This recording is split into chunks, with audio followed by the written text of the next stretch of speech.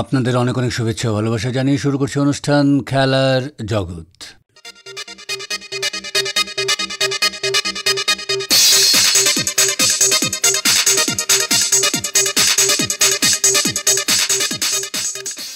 ধলাইয়ে মাতৃভূমি ক্লাব আয়োজিত ফুটবল প্রতিযোগিতা বর্তমানে চূড়ান্ত পর্যায়ে।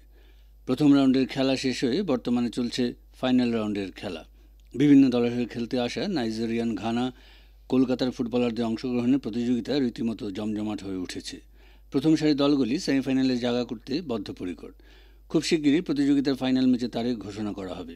এই প্রতিযোগিতার ব্যাপারে আয়োজক মাতৃভূমি ক্লাবের সভাপতি শীতাংশু দাস একান্ত সাক্ষাৎকারে জানালেন, আমাদের মাতৃভূমি কাপ ফুটবল টুর্নামেন্ট 2025 মোট 32টি দল এখানে অংশগ্রহণ করেছিলেন। তো আমাদের 17 তারিখ আমাদের যেটা ফার্স্ট রাউন্ডের খেলা আমার 17 আগস্ট 1 আগস্ট থেকে শুরু হয়েছিল। সমজেলার জন্য আমরা 12 তারিখ খেলা বন্ধ রাখি। কাছাড় প্রশাসন আমাদেরকে ওই দিনটা বন্ধ রাখতে অনুরোধ করেছেন। তো তারপর আমরা 16 তারিখ শেষ হওয়ার কথা, কিন্তু সেটা 17 তারিখ আমাদের ফার্স্ট রাউন্ড শেষ হয়। 18 তারিখ থেকে আমাদের সেকেন্ড রাউন্ডে শুরু হয়েছে। সেকেন্ড রাউন্ডের 3টি খেলা গতকাল পর্যন্ত সম্পন্ন হয়েছে। আজকে 4 নম্বর দিনের খেলা অনুষ্ঠিত হবে। আর কোয়ার্টার ফাইনাল আমরা আমাদের সেকেন্ড রাউন্ডের খেলা 25 আগস্ট শেষ হবে। 25 আগস্ট আমাদের সেকেন্ড রাউন্ড শেষ হওয়ার পর 26 আগস্ট মাঠটা মেরামতের জন্য আমরা 26 আগস্ট কোনো খেলা করব না। আর 27, 28, 29, 30 এই 4 দিনে আমরা কোয়ার্টার ফাইনাল সম্পন্ন করব। সেটার তারিখ নির্ধারণ হয়েছে 27 আগস্ট, 28 আগস্ট, 29 আগস্ট এবং 30 আগস্ট। আর সেমিফাইনাল আমরা এখন পর্যন্ত তারিখ নির্ধারণ করিনি, ফাইনালেরও এখন তারিখ নির্ধারণ করা হয়নি। কিন্তু আমাদের টোটাল টুর্নামেন্টটা 10 সেপ্টেম্বরের মধ্যে, 8 থেকে 10 সেপ্টেম্বরের মধ্যে আমরা সম্পন্ন করব। আর এই বছরের খেলায় বাইরের টিম বলতে টিমগুলো লোকাল, কিন্তু ওরা অনেক বাইরের খেলোয়াড়ও নিয়ে এসেছে। নাইজেরিয়া, গানা, দিল্লি ও ওয়েস্ট বেঙ্গলের মোহনবাগানের খেলোয়াড়রাও এখানে প্রতিযোগিতায় অংশগ্রহণ করছে। অন্য বছর আমরা একটা জিনিস লক্ষ্য করেছিলাম যে ওরা মিজোরাম এবং মেঘালয় থেকে খেলোয়াড়দেরকে আনতো, কিন্তু এই বছর আমরা দেখলাম যে মেঘালয় এবং মিজোরামের খুব কম খেলোয়াড়কে নিয়ে আসছে। এখানকার যে টিমগুলা যারা প্রতিযোগিতায় অংশগ্রহণ করেছে ওদের নজরটা পশ্চিমবঙ্গের উপর বেশি, তাই পশ্চিমবঙ্গ থেকে ওনারা টিম বানিয়ে আনছেন। আর জামালপুর এফসি একটা দল, ওরা একটা টিম এখানে তৈরি করেছে সমগ্র নর্থ ইস্টকে নিয়ে। এখানে গুয়াহাটি, নাগাল্যান্ড, মণিপুর, মিজোরাম, আমাদের ত্রিপুরা রাজ্যেরও খেলোয়াড়রা আছেন। তো সব মিলিয়ে নর্থ ইস্ট মিলিয়ে একটা শক্ত টিম, যেটা আমরা ফার্স্ট রাউন্ডের খেলা দেখলাম, খুব শক্ত একটা টিম তৈরি করেছে। পশ্চিমবঙ্গ থেকেও যদি এখানে টিম এসে খেলছে, কিন্তু এখানে আমরা আমাদের এই 32টা টিমের মধ্যে প্রায় 8টা টিম স্থানীয় খেলোয়াড়রা, এখানে স্থানীয় ক্লাব বা খেলোয়াড়ও স্থানীয়, ওনারা অংশগ্রহণ করেছেন। তো কিছু কিছু খেলা আমরা দেখলাম যে বাইরের থেকে প্লেয়ার যারা এসেছে তাদের সঙ্গে মোকাবিলা করতে সক্ষম হয়নি স্থানীয় টিমগুলা, কিন্তু কোনো কোনো টিম দেখলাম যে ভালো একটা মোকাবিলা করেছে। যে কলকাতার ওয়েস্ট বেঙ্গলের মতো খেলোয়াড়দের সঙ্গেও মানে ওরা একটা মোকাবিলা করতে সক্ষম হয়েছে। যেমন শেওড়ারতলের ডিক্রোশনের খেলাটা আমরা সেই দিন দেখলাম সেকেন্ড রাউন্ডের, যে পশ্চিমবঙ্গ, নাইজেরিয়া, আপনার গানা এই সমস্ত অঞ্চলের খেলোয়াড় থাকা সত্ত্বেও ওরা ভালো একটা ফাইট দিয়েছে। গতকালকেও মাঠে অনুরূপ অবস্থা ছিল, এখানে জিরিবামের একটা টিম এসেছিল, কিন্তু স্থানীয় লোকাল খেলোয়াড় যারা আছে ওনারা একটা ভালো ফাইট দিয়েছে। এখন পর্যন্ত কোন কোন দল মানে মোটামুটি শক্তিশালী পর্যায়ে বা পরবর্তী রাউন্ডে? শক্তিশালী পর্যায়ে বলতে গেলে যে এখানে এলিট স্পোর্টিং নর্থ হাউইতাঙ্গের আর সবচেয়ে বেশি শক্তিশালী দল হলো জামালপুর এফসি। জামালপুর এফসি 2022-এর চ্যাম্পিয়ন, 2023-এর রানার্স আপ, 2024-এর রানার্স আপ। আমি এর আগেরটা বলছি না, আমি 2022 থেকেই বলছি যে জামালপুর এফসি 2022-এ ওরা চ্যাম্পিয়ন হয়েছিল এখানে নতুন বাজার এফসিকে হারিয়ে। এই বছর নতুন বাজারও একটা শক্ত টিম ওনারা তৈরি করেছেন পশ্চিমবঙ্গ থেকে। LA sporting, Jamalpur FC, bright star club, এই ধরনের অনেক শক্ত শক্ত টিম আছে। আর শক্ত টিম বলতে এখানে ইসলামাবাদ যারা গত বছর চ্যাম্পিয়ন হয়েছিল সেটাও একটা শক্ত টিম। তো প্রায় সবটি শক্ত টিমের আছে এখন, কিন্তু তার মধ্যে জামালপুর এফসি, নতুন বাজার, bright star club, Islamabad, LA sporting এগুলা একটু মানে আলাদা আর কি শক্তিশালী। এই যে প্রতিযোগিতায় এবারের বিশেষ করে যারা আফ্রিকান বা নাইজেরিয়ান, ঘানা এই সমস্ত খেলোয়াড়রা এখানে খেলার সুযোগ পাচ্ছে এবং স্থানীয় খেলোয়াড়রাও তাদের সঙ্গে পাল্লা দিয়ে লড়াই করছে, তো এই পরিস্থিতিটা সাধারণ ক্রীড়াপ্রেমী মানুষের মধ্যে কেমন উত্তেজনা বা কেমন উৎসাহ? হ্যাঁ, অনেকের ইচ্ছা, ক্রীড়াপ্রেমী মানুষ যারা আছে অনেকের ইচ্ছা যে স্থানীয় যেগুলা টিম এইখানে অংশগ্রহণ করেছে স্থানীয় খেলোয়াড় নিয়ে খেলছে, যারা শুধু খেলা দেখার জন্য আসে তাদের কাছে যেমন সেটা একটা মানে ওরা ভালো চোখে দেখছে না। ওদের কথা হলো যে সব টিমই হায়ার নিয়ে আসবে। আর মাতৃভূমির উদ্দেশ্য হলো যে কিছু স্থানীয় টিমকে সুযোগ করে দেওয়া, যাতে ওরা ওদের সঙ্গে খেলে, ওদের অভিজ্ঞতাটা বাড়ে, সেটাই আমাদের উদ্দেশ্য। এবং স্থানীয় যারা খেলোয়াড় আছে প্রতিদিন এসে এখানে খেলা দেখছে ওদের অভিজ্ঞতাটা বাড়ানোর জন্য, সেই দিকটাও আমরা মানে লক্ষ্য করছি। আর আমাদের যেটা মুখ্য উদ্দেশ্য সেটা হলো যে এখানে বাইরের টিমের সঙ্গে আজকে ডিক্রোশন খেলছে, বাইরের টিমের সঙ্গে অন্য ক্লাবরা খেলছে, স্থানীয় ক্লাব দর্বি এফসি আছে, লোকাল টিম খেলেছে, আমাদের ছোট সালেঙ্গাপুরের এফসির 2টা টিম এ এবং বি ওরা লোকাল, গুরুদয়ালপুরের টিম ওরা লোকাল খেলেছে, আরজানপুরের 2টা টিম ওরা লোকাল খেলেছে, কিন্তু ওরা বাইরের টিমের সঙ্গে পাল্লা দিয়ে মোটামুটি ভালোই খেলছে আর অভিজ্ঞতাটা বাড়ছে। সবচেয়ে বড় জিনিস হলো যে ওদের অভিজ্ঞতাটা বাড়ানো। সব মিলিয়ে চূড়ান্ত পর্যায়ের খেলাগুলোতে বেশ জমজমাট হয়ে উঠেছে।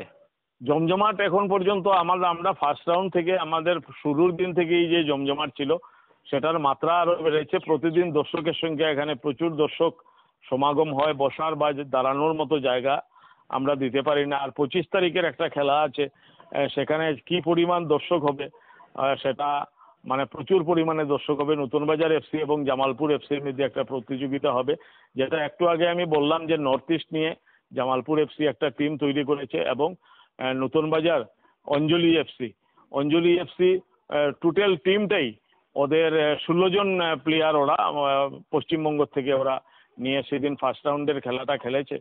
কিন্তু যদিও খেলেছে তাদের খেলাটা ঠিক সেই নমুনার উপযুক্ত ছিল না, যেহেতু সেকেন্ড রাউন্ডের খেলা ওরা টিম তৈরি করে নিয়ে মাঠে আসবে বলে আমি মনে করি। 22 আগস্ট থেকে হাইলাকান্দি জেলা ক্রীড়া সংস্থার মাঠে অনুষ্ঠিত হতে যাচ্ছে অনূর্ধ্ব 19 মহিলা ক্রিকেট। এ ব্যাপারে আকাশবাণীকে জানিয়েছেন সংস্থা ক্রিকেট সচিব কৃষ্ণেন্দু দাস। আমাদের হাইলাকান্দি নেতাজি স্টেডিয়ামে 22 তারিখ থেকে মহিলাদের T20 ইন্টার ডিস্ট্রিক্ট শুরু হবে। 22 তারিখ থেকে 27 তারিখ পর্যন্ত এই ম্যাচগুলো চলবে। ডেইলি 2টো ম্যাচ চলবে, একটা 8:30, একটা 12:30। বিভিন্ন প্রান্ত থেকে দলগুলো আসবে এবং দলগুলো শিওর না 6-8টা টিম আসবে, 8 টিম আসবে এখানে খেলতে। আর 8 টিমের জন্য আমরা সব হোটেল বরাদ্দ করে রেখেছি, লজও বরাদ্দ করে রেখেছি। লেডিসরা তো একটু মানে ভালো করে একটু রাখতে হবে, কারণ মহিলা বলে কথা, তাদের খুব ভালো করে রাখতে হবে, একটু গার্ডও দিতে হয় বিশেষ করে। মেলার দিকে একটু তীক্ষ্ণ নজর রাখতে হবে, কারণ বলা যায় না। বাইরে থেকে আসা টিমগুলো সব বরাক উপত্যকারই না, বাইরে আছে, হুজাই আসবে, তারপর কুকরাজার আসবে, আমাদের আমরা শিলচর আছে, শ্রীভূমি আছে, লক্ষ্মীপুর আছে, তারপরে ডিমাহাসাও আছে, কার্বি আংলং আছে। টোটাল 8 টিম এখানে আসবে, মানে আমাদের হাইলাকান্দি টিম নিয়ে 8 টিম থাকবে। মোটামুটি কতদিন চলবে খেলা? 6 দিন, 22 তারিখ থেকে 28 তারিখ 27 তারিখ পর্যন্ত চলবে। হ্যাঁ, তো 22 তারিখ আরম্ভ হচ্ছে। হ্যাঁ, 22 তারিখ আরম্ভ হচ্ছে। যদি মানে এখন তো দিনগুলো ভালো দিচ্ছে, হঠাৎ হঠাৎ বৃষ্টি এসে যাচ্ছে, কিন্তু এখন তো ভাদ্র মাস চলছে, দিন ভালো থাকার কথা। হুম হুম তো দেখা যাক কি হয় আবহাওয়া, কিন্তু আমাদের হিসাবে তো এখন দিন ভালো থাকবে। হুম আর আমাদের 16 RG বড়ুয়াতে 16 এ আমাদের সেমিফাইনাল লেগ চলছে। হুম হুম আমাদের প্রথম ম্যাচ ছিল আজকে, গতকালকে এবং আজকে ছিল কুকরাজারের বিরুদ্ধে। হুম হুম আমরা এক ইনিংস আরো 70 রানে জিতেছি। মানে আমাদের 7 পয়েন্ট হয়েছে, 1 পয়েন্ট বোনাস পেয়েছে ইনিংস ডিফিট দেওয়ার জন্য। হুম হুম এখন নেক্সট খেলা আমাদের আছে 24-25 বুকাগাতের সাথে। খেলাগুলো কোন মাঠে অনুষ্ঠিত দেখা হচ্ছে? গেল বরপেটাতে হচ্ছে। বরপেটাতে। হ্যাঁ, আমাদের 19 টিমও জোনাল ফাইনাল চ্যাম্পিয়ন হয়ে এসেছে এইখান থেকে, ডিফু থেকে, হুম করিমগঞ্জকে হারিয়ে। হুম করিমগঞ্জকে হারিয়ে ওরাও কালকে চলে যাবে, কালকে চলে যাবে এবং গোয়ালপাড়াতে চলে যাবে। 24 তারিখ খেলা আছে ওদের। চার্জিপুরের ফাইনাল 24 তারিখে নাকি? না না না না, আরজেবারের ফাইনাল দেরি, আরজেবারের খেলা আছে, যেমন ফাইনাল দেরি আছে। হুম এখন হুম সেমিফাইনাল লেগ চলছে, ফাইনাল দেরি হবে। হুম আর অন্তত 2 ডেজ করে, আজকে ছিল, পরশু গতকালকে ছিল, হুম আর 21-22 আর 24-25, হুম হুম তাছাড়া 22-23, 24-25। তো হাইলাকান্দি জেলা দলের অবস্থান কি রকম এখন পর্যন্ত? এখন পর্যন্ত খুবই ভালো পজিশনে আছে, আমরা 7 পয়েন্ট পেয়ে গেছি। আর যদি আমাদের নেক্সট ম্যাচটা আমরা 3 পয়েন্টে নিয়ে যাই, তাহলে আমরা মানে ফাইনালে কোয়ালিফাই করতে পারবো। হুম হুম তো আর এই- আগের তুলনায় ভালো হচ্ছে খেলাগুলো। হ্যাঁ, খেলাগুলো ভালো হচ্ছে। কারণ এখন তো মানে বৃষ্টি হচ্ছে না, ওই সাইডে বৃষ্টি কম হচ্ছে। বরপেটাতে খেলা হয়েছে, কালকেও খেলা হয়েছে পুরো, আজকে তো শেষ হয়ে গেছে খেলা। হুম হুম গোয়ালপাড়াতে তো খেলা হচ্ছে। এখন দেখা যাক আবহাওয়া কি প্রতিক্রিয়া দেয়। 19 টিমও মানে সেমিফাইনাল লেগ খেলতে যাচ্ছে। হুম হুম হুম। এখন দেখা যাক মানে ওদের রেজাল্টটা কি আসে। 24 তারিখ খেলা আছে ওদের। হুম। শেষ দিকে ফাইনাল হয়তো গুয়াহাটিতে বা কোন জায়গায়। ফাইনাল তো এখনো ডিসিশন মানে কোনো মানে ডেট ফিক্সড হয়নি, জায়গা ভেন্যু ফিক্সড হয়নি। হুম হুম হুম। এখন জাস্ট মানে সেমিফাইনাল লেগের ভেন্যু দিয়েছে, ফাইনাল ভেন্যু এখনো কোনো ফিক্সড হয়নি, কোথায় দেবে ডেটও কোনো ফিক্সড হয়নি। এবার তো আমাদের টিম ভালো খেলছে, খুবই ভালো খেলছে। ভগবানের কাছে আশা করছি যাতে ওরা ফাইনালে পৌঁছতে পারে। হুম হুম। আর এদিকে মহিলা দলের প্রশিক্ষণও চলছে সম্ভবত মহিলা মাঠে। দলের প্রশিক্ষণ চলছে, আমাদের কোচ এসেছেন গুয়াহাটি থেকে, হুম হুম উনি করাচ্ছেন।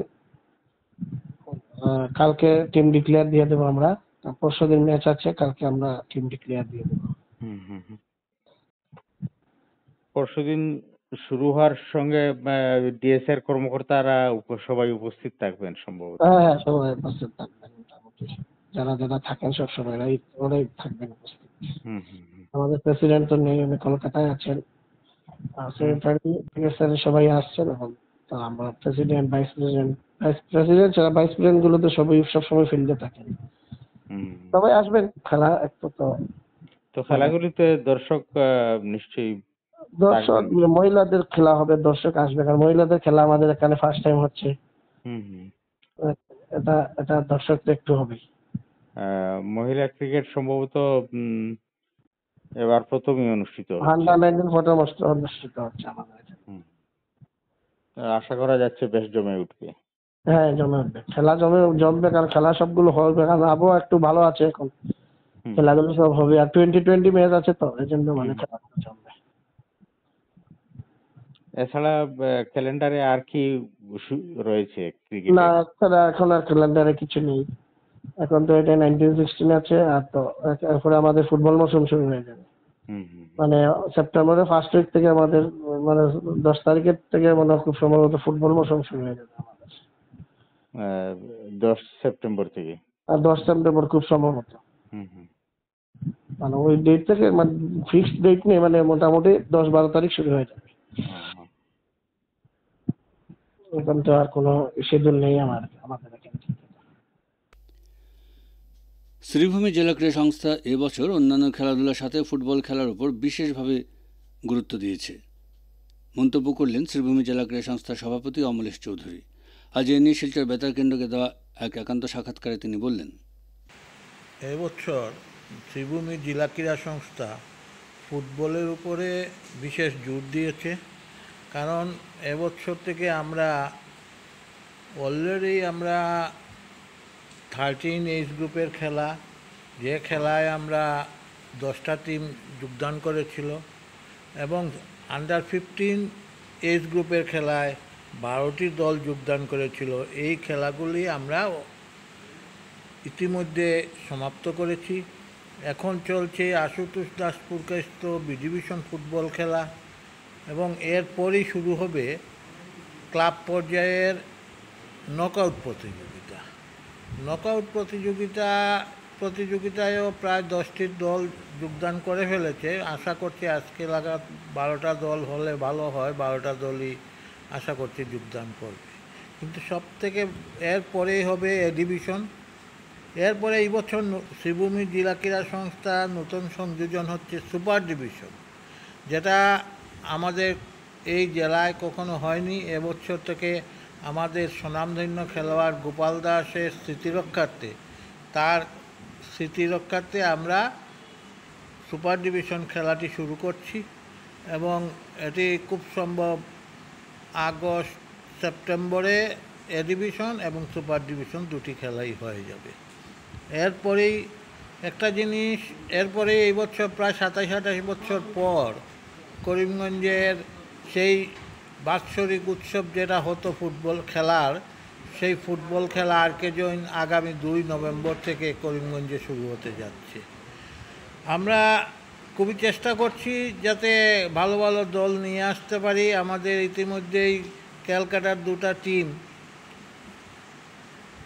আসামেরও 2টা টিম, ত্রিপুরার একটা টিম, মিজোরামের একটা টিম এবং মণিপুরের একটা টিম যোগদান করেছে।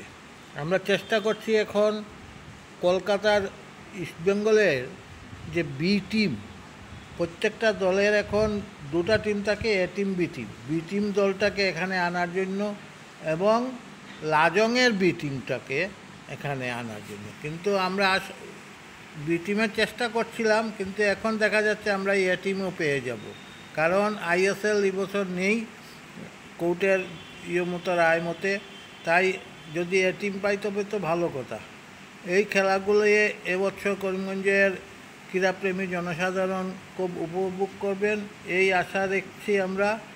আর সবথেকে বড় কথা হচ্ছে আগামী 29 আগস্ট করিমগঞ্জে আমরা ফুটবল একাডেমি শুরু করছি, যেটায় আমরা 7 বছর থেকে 17 বছরের ছেলে মেয়েদেরকে আমরা এখানে প্রশিক্ষণ দেব, এবং আগামীতে এই প্রশিক্ষণ থেকেই আমরা ভালো ভালো খেলোয়াড় উঠে আসবে এই আশা রাখছি আমরা। আমাদের জেলা ক্রীড়া সংস্থার সবাই এই আশা রাখছে, এবং এতে এই কোচিং সেন্টারটি আমাদের প্রাক্তন খেলোয়াড় এবং আমরা 2-3 জন প্রাক্তন খেলোয়াড়কে কোচিং ট্রেনিং দিয়ে এখানে এনেছি।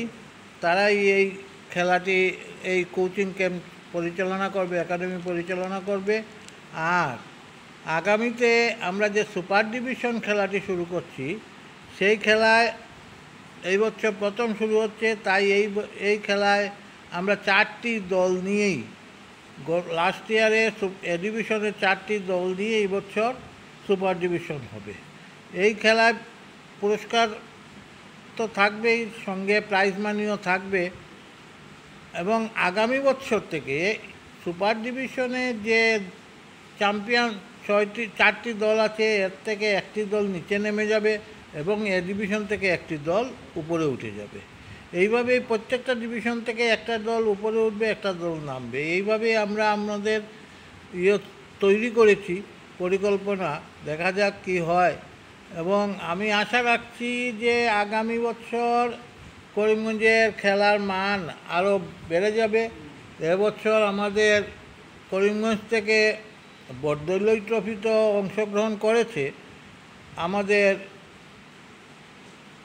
কোটামণির একটি ফুটবল দল, কারণ বরদলৈ ট্রফি এবছর ডিস্ট্রিক্ট ওয়াইজ হয়েছে, তাই ডিস্ট্রিক্ট থেকে, আমাদের ডিস্ট্রিক্ট থেকে যেসব দল যোগদান করেছিল এর থেকে চ্যাম্পিয়ন হয়েছে কটামনি একটি ট্রাইবেল ফুটবল দল। তারাও গিয়ে ডিফুতে গিয়ে খেলে এসেছে এবং তারা ডিফুতে ওরা দ্বিতীয় স্থান অর্জন করেছে, যার জন্য ওরা মূল পর্বে খেলতে পারেনি। কারণ প্রত্যেকটা জোনের প্রথম দলটিকেই নিয়ে মূল পর্বের আয়োজন করেছে গৌহাটি ক্রীড়া সংস্থা এবং বরদলৈ ট্রফির যে অর্গানাইজেশন আছে তারা।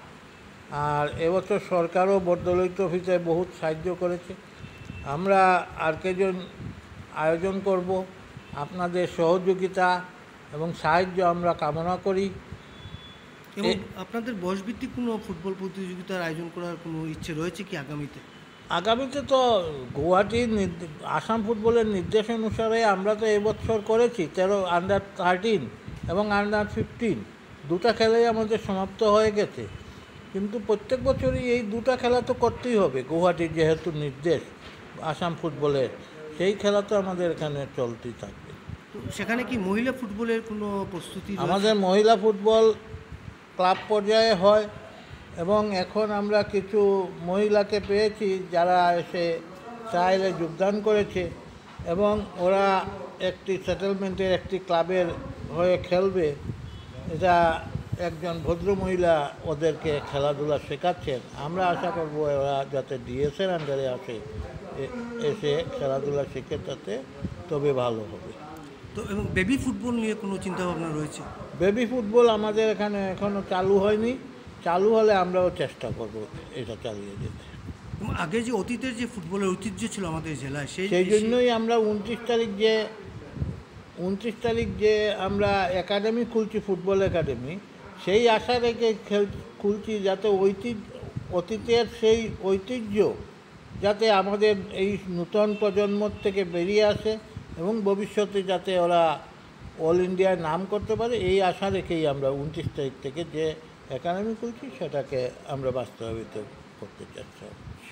তো এই প্রজন্ম মানে আপনার ফুটবল খেলার থেকে ক্রিকেটকে বেশি পছন্দ করছে কেন?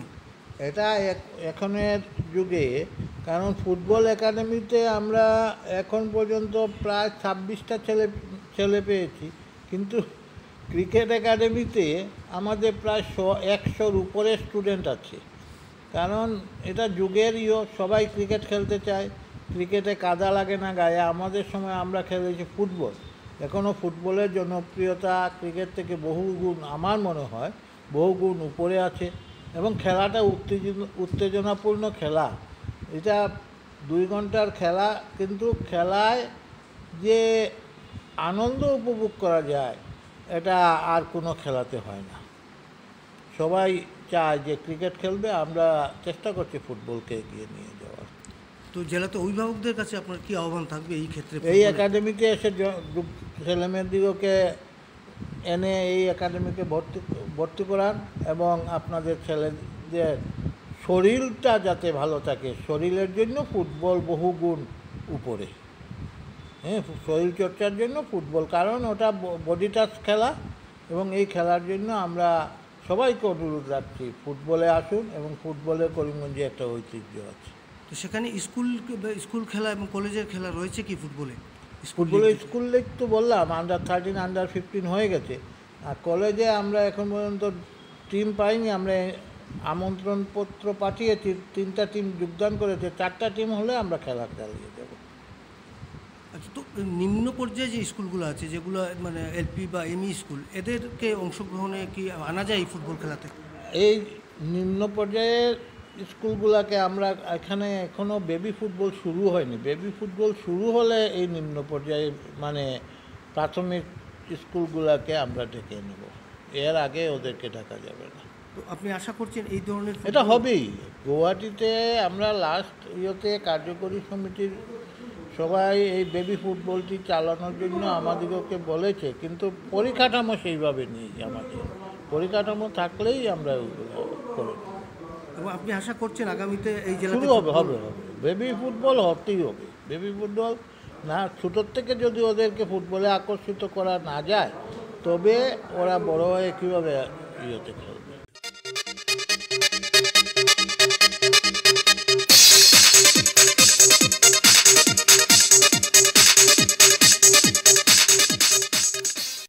শ্রোতা বন্ধুরা, খেলার জগৎ আজ এখানে শেষ করছি। আপনাদের সঙ্গে আবার কথা হবে আমাদের আগামী অনুষ্ঠানে। আপনারা ভালো থাকবেন এবং অবশ্যই সুস্থ থাকবেন।